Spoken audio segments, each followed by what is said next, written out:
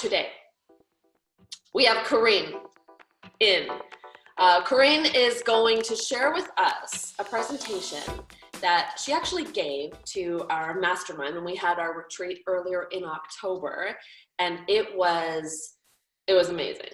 I loved every second of it. I was like in the front row wanting to cheer the whole time. It was so awesome. So I said, you got to get that presentation and give it to the freelancers of the world who need to know the things that you're doing. So, Karine, without further ado, welcome to Tutorial Tuesdays. Thank you. I didn't see your dance though. I don't dance. I try not to dance. I might need a few extra drinks if you want me to dance, but. Gotcha. Okay, so first, I have a question before we get into who I am and all that kind of good stuff. When I say the word pester, I'd love for you guys to just pop into I forget what it's called, the little channel, and tell me what you feel about that word. About the word pester. So chat yes. over your reaction to the word pester. Yes. It's a good thing I'm a writer. I can't think of words. Okay, so I'll read out some answers. We're saying, oh, Lord Almighty. So there's a lot. Annoying, my kids, annoying, bother, bug, nagging, remind, resilient, annoying, persistence, irritating, unwanted, pester, political ads, pain in the ass, bug, squeaky wheel, my cat whining. Someone has only child syndrome, so they live to pester. Nice. I think you've got noisy behind me. Speaking of cats. I'll go on mute for a second. Okay, so I'll take it over from Joanna. So I asked this question just to tell you all that the title of the presentation is very much tongue-in-cheek. Pestering does have a very negative connotation, but obviously my point today is that pestering can be a force for good. So, okay, a little bit about who I am. So this is me. My name is Karine, so it's pronounced Marine, but with a K. My last name is Bengualid. The U is kind of like a W. I've been working in marketing for about 16 years, and I've worked for awesome brands like NBA, NHL, MLS teams. I've worked for polar travel companies, luxury travel companies, utilities companies, all kinds of stuff. And fun is actually my second favorite F word. And I'm on a mission to make B2B marketing fun because I believe every business can bring a varying degree of fun to their marketing. It's all about finding their threshold of fun, trademark. That's just the size of the sandbox you get to play in, because there is a sandbox for every business. So a little bit about me personally. I'm a French-Canadian Moroccan Jew. I'm a recovering introvert and an aspiring comedian. I live in beautiful British Columbia, although it's not very beautiful today. And I work with clients all over North America, and in my spare time volunteer with my therapy dog, Nellie the Greek. I love Loblaws vanilla cake, if anybody wants to send me presents. Gifts and memes are bae, and in my not so spare time, I'm working on launching an animal rescue ranch in 2019, and it's going to be called Maison. My company is called Brought to You by the Letter K, as you can see from behind me. And yes, for those of you old enough to know, it is a Sesame Street reference. So let's get on to it. Okay, so the science of pestering to get what you want. So this is all meant to be fun, guys. Okay, so what we'll talk about is a little bit of history, why words matter, as we just experienced in the little Q&A, examples and results, the science of pestering, because there is a science to it, believe it or not, final tips, and questions. Okay, so once upon a time, this was me. I was shy and introverted, sad and scared. I often was called too pushy, and side note, I still kind of am. I was always embarrassed, I was lonely and ashamed, and I just didn't ask questions because I was just afraid to be me, and I was afraid of the perception that everybody would get. But I grew up with this crazy weirdo, and his kind of motto for life was the worst they can say is no. So I've kind of, as I've grown up, I've taken that to heart in a good way. Oh, and as you can see, he kind of mimics my little giraffe tongue. Okay, so why words matter? Because as we've just experienced, when you say somebody is pestering you, what you're actually saying is they're annoying you, they're plaguing you, they're aggravating, they're badgering, they're hounding, they're bugging, they're coaxing, they're nagging, they're pushy, they're urging, they're irking. But if you do it right, which is the point of today, then what you're actually saying is that they're advocating and they're sweet talking and they're reminding you, they're prompting you, they're lobbying, they're working on something. You know, they've got diligence or they've got persistence and consistency. And so that, my friends, who are all in marketing and copywriting, you might know as a thing called SEO. Okay, so the first example that I'm going to go into is the Copywriter Mastermind. So what some of you may or may not know is that Joanna Wiebe has done a few masterminds for copywriters before. And after the last iteration in 2017, if memory serves, she decided flat out that she was never going to do it again. Because she puts way too much into it, and I can attest to that. But I didn't know that at the time because I'd only just discovered Joanna, surprisingly. So the story goes that on September 14th, 2017, so more than a year ago now, Joanna accepted my Facebook friend request. And so I sent her immediately a little note. So I just basically said, hey, thanks for accepting. I've heard such great things about you, blah, blah, blah, blah, blah. And she said, thank you. And then a little bit of conversation later, and then I, brought up cats because she's got cats in all of her photos and I love cats. And then I made a little crack and then she laughed. So I knew I had her. So after that, on March 9th, she launched Copy School. And if you haven't signed up for Copy School, you totally should, but that's besides the point. So I used the launch of Copy School to kind of initiate conversation with her about the mastermind, because I already had it in my head that I wanted to join her mastermind, and hers was the only one that I wanted to join. So I messaged her and asked her when the next mastermind was going to be. And to my surprise, she was like, well, I actually don't think there's going to be another one. I'm still kind of on the fence, but it's looking like no, but I'll know more in the spring. So I said, okay, no problem. So 2 months later, I tapped her on the virtual shoulder and I said, hey, any update on the mastermind? And she said, well, I'm thinking about a couple of things. I'm still working on it.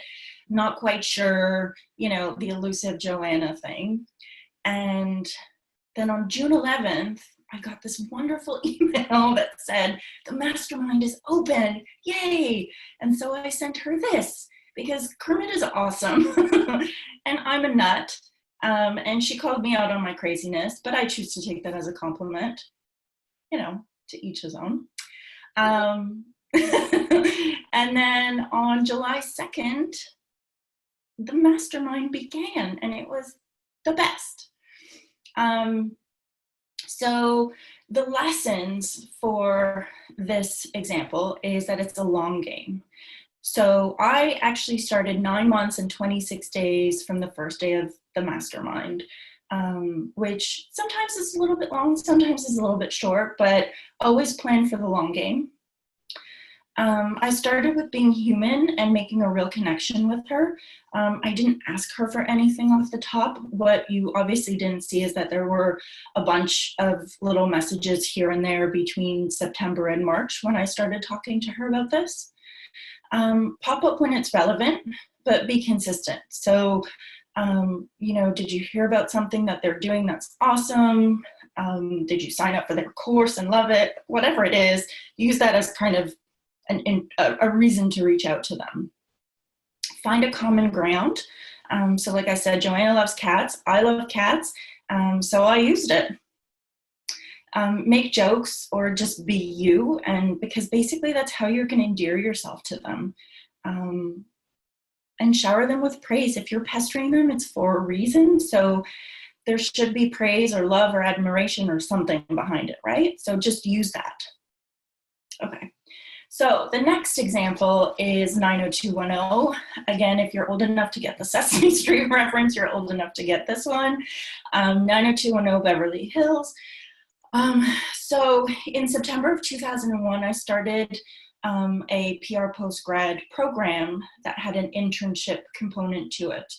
And I decided that the only thing that I wanted to do was get an internship at a PR agency in Los Angeles. Because why the hell not? And so despite everybody telling me that it wasn't going to be possible, or that, you know, I should set my sights lower, I still went for it. So in March, keep in mind this was 2002, so cell phones weren't very prevalent. Email wasn't everywhere, and not every business was on the internet. I started phoning everybody that I could possibly think of to find out about how in the world a little Canadian girl could get an internship in the big bad Los Angeles. So in April, so about a month later, somebody that I had spoken to, probably at the Academy of Motion Picture Arts and Sciences, aka the Oscars, because yes, I phoned them too, told me about this agency called Bregman, Nyman, Caffarelli PR. And I reached out to the HR assistant, and she said, yeah, no problem, send me your resume. So I faxed it to her, because that's what you did back then. And a week later, I phoned her up again, and I said, hey, did you get my resume? And she said, nope, can you fax it again? And I said, yeah, no problem. And then a week later, I called her again, and I said, hey, Felicia, it's Karine, did you get my resume? No, I didn't. Can you fax it again? No problem. This went on for weeks and weeks and weeks. And then finally, 2 months later, I called her and I said, hey, Felicia, did you get my resume? She said, Karine, I'm looking at 10 copies of your resume. And the part that I didn't find out until after I started working there was that that was just the line that she told everybody if their resume wasn't the first on the top of the pile. She just was too busy to actually go through the pile and look, so that was just what she said to everybody. But that paid off, because 10 copies of my resume she gave to the VP. And a month later we spoke, and she confirmed by fax that my internship was starting in August. And on August 5th, I started my first day at 9100 Wilshire Boulevard, 90210. And it was exactly what you would imagine. It was the most wonderful experience of my life, and I loved every single minute of it. So the lessons, because there's lessons in everything. Don't be afraid to pick up the phone and talk to humans. I didn't have much of a choice back then, but it really still applies today. Be thankful when people are helpful, because the people at the Oscars who actually took the time to talk to me, they didn't have to. They didn't have to tell me about Bregman, Nyman, Caffarelli. They didn't have to tell me anything, but they did. And that was really awesome of them. Smile on the phone, because believe it or not, people can hear it. And I spent a lot of years in customer service, so I can attest to that fact. Follow up a lot sometimes. Be consistent and cover your ass. Whatever it is that you're looking for, try to get it in writing, whether that's mail, that's fax, or that's email or messenger, whatever. Okay, so this is interactive, but since none of you are on the line, I'm just going to play the game by myself. Knock, knock.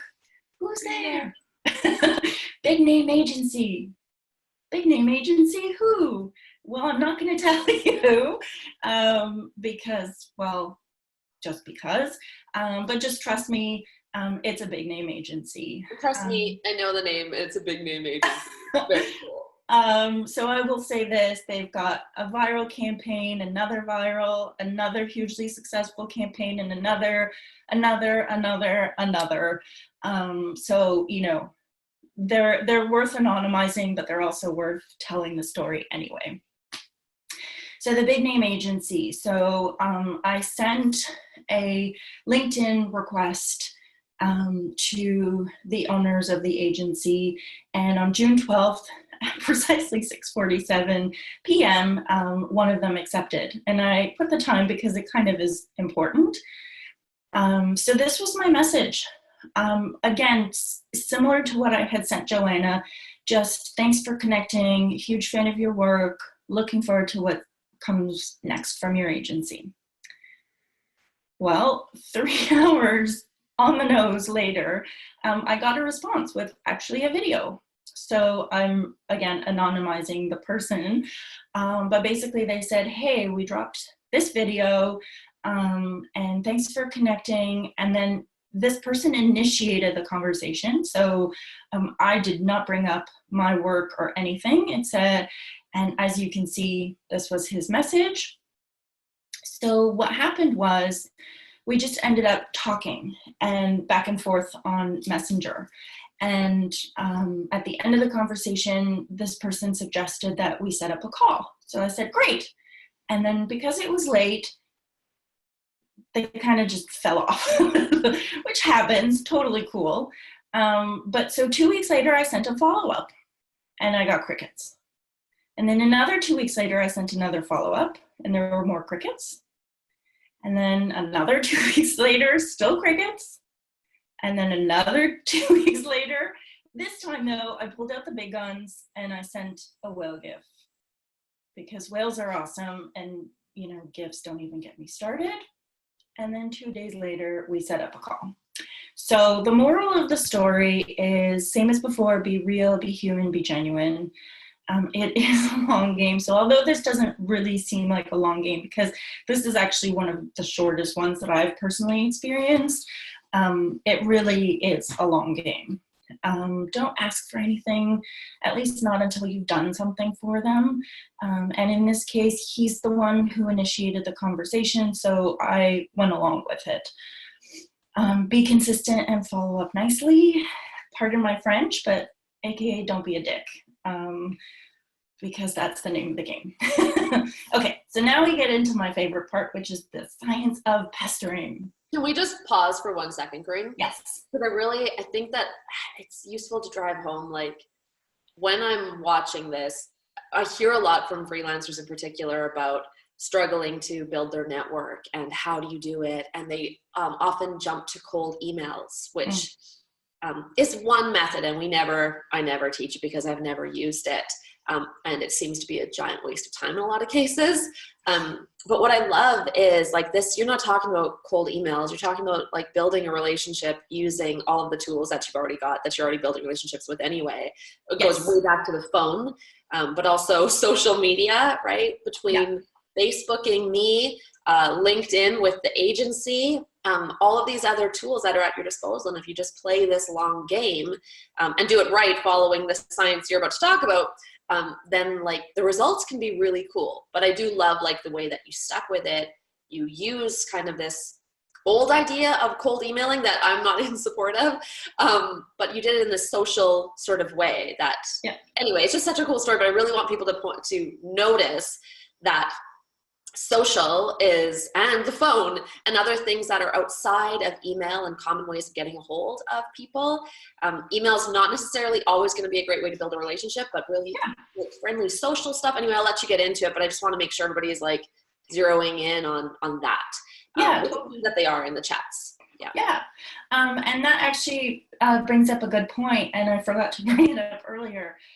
But Joanna, do you want to maybe speak a little bit about your experience? Well, being pestered by you? Me pestering you, and your, as the pesteree, what it was like to be pestered.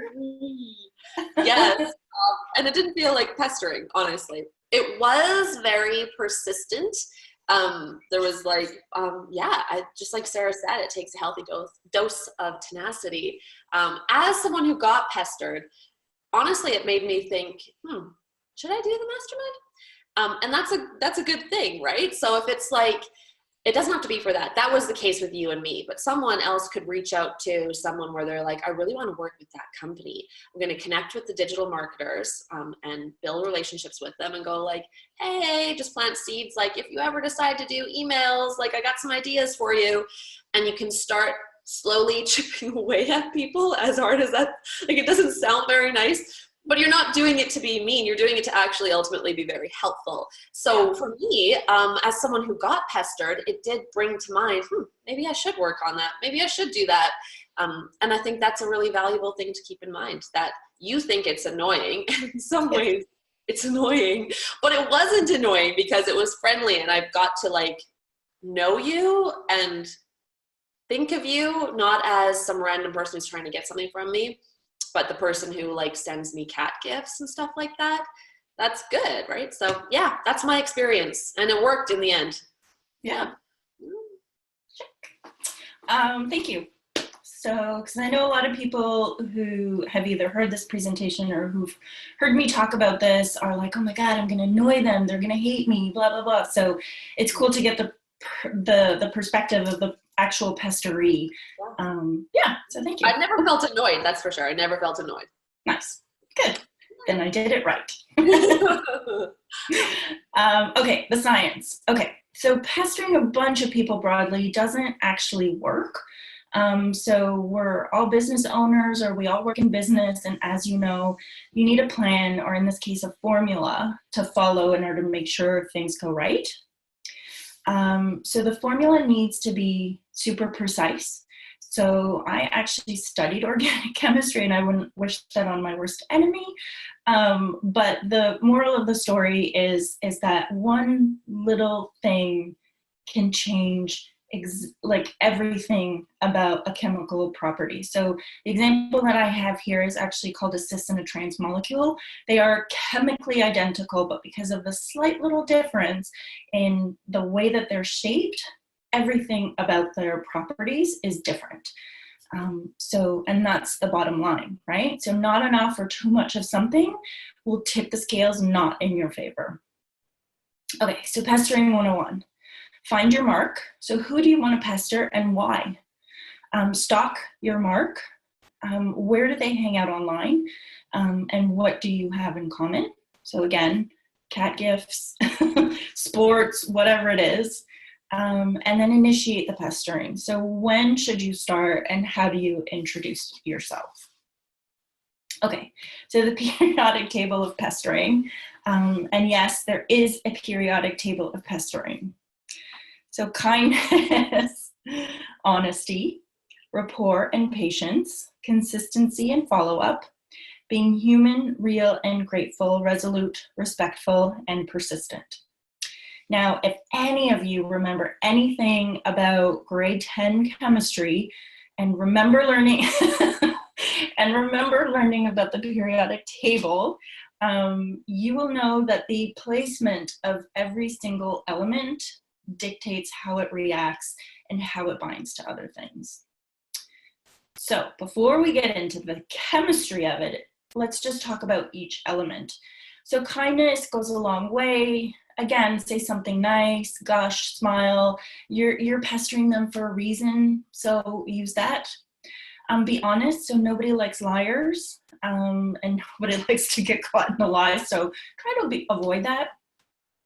Building rapport, so like Joanna said, like get them to know you, because you're awesome, everybody's awesome. Thank you, Lego Movie. Find something you have in common and use it in a good way. Be patient, because again, it is a long way. So sit back and enjoy the ride. Otherwise, you're gonna have a hell of a time. Be consistent, so for best results, show up consistently and follow up. They're busy, so be patient and just keep at it. Being human just basically means don't be a robot. Don't automate the messages. Be human, speak human. Be real, so don't say you like sports or cats if you don't, because that's just kind of stupid. When I got interviewed for the NBA and the NHL teams, the first question the vice president asked me was, "Are you a fan?" And my answer was no. Guess what? I still got the job. Be grateful when they take the time to respond. Be grateful and appreciative, because again, they really don't have to be. They owe you nothing. Be resolute. Again, don't give up. You've got this. Be respectful. Again, don't be a dick. That's all we're saying. Be persistent. So no means no, ladies and gentlemen, but until you get the no, in this case, keep at it. So let's not assume I'm talking about anything other than pestering. So the winning formula for pestering success.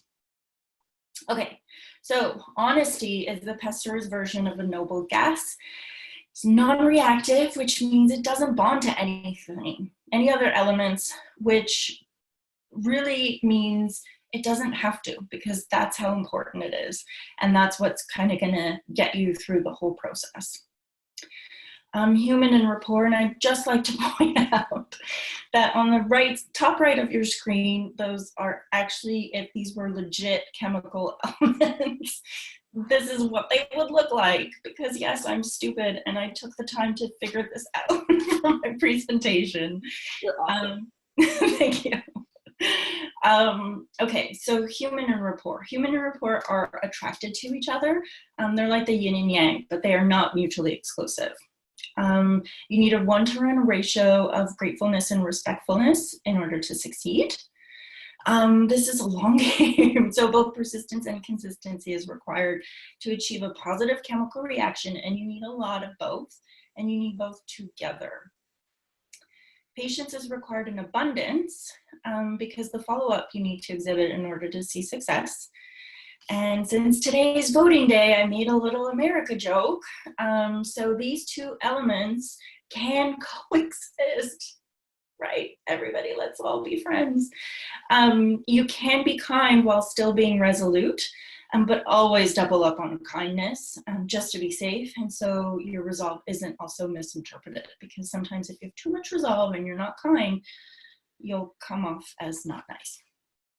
Okay, so final tips. I know today is voting in America, but get over your inner Canadian, even if you're not. Seriously, it's not that hard. Provide value even if you're not giving anything. So make them look forward to your presence. Like Joanna said, like I kept sending her stupid gifts, jokes, send them links to articles you think that they might actually enjoy. Be yourself. We can all smell a fake from a mile away, and they smell like sewer, so don't smell like a sewer. Flattery goes a long way, and it should if it's genuine, so use it.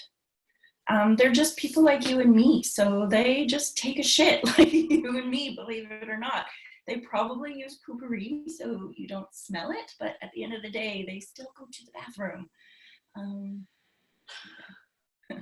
So a little plug, if you want to get the notes and the periodic table of pestering, you can sign up here. So the letterk.ca/pestering. Once you sign up, you'll get an email for the download, and there'll be the opportunity to sign up for a follow-up webinar and a Get Over Your Pestering Mindset session. Love it. So Yes. Any of your questions. So Excellent. that's the end. Obviously, this is necessary right now. That's awesome. Love it. So for everybody who was like, oh, Karine, I need this periodic table to be a poster, go to the letterk.ca/pestering. Sarah chatted that out to everybody. So go there, get that download, and then go to additional sessions there with Karine, which I haven't been saying like Marine. I've been saying Karine. And you know, I get both. It's fine. I know, but it's better to get the right one. So go to the letterk.ca/pestering, get the periodic table, follow Karine, and that wraps it up. Thanks so much, Karine, for coming in today and teaching us this. Everybody, my pleasure. Talking. Nice to not meet everybody. Excellent. Okay. Well, we'll have the replay up in about 2 weeks, and we'll see you guys on the next Tutorial Tuesday, which is, again, all going to be focused for the whole month of November on freelancers and freelance copywriters. Take care. Nice. Have a good day. Go vote. Bye. Bye, everyone. Bye. Bye.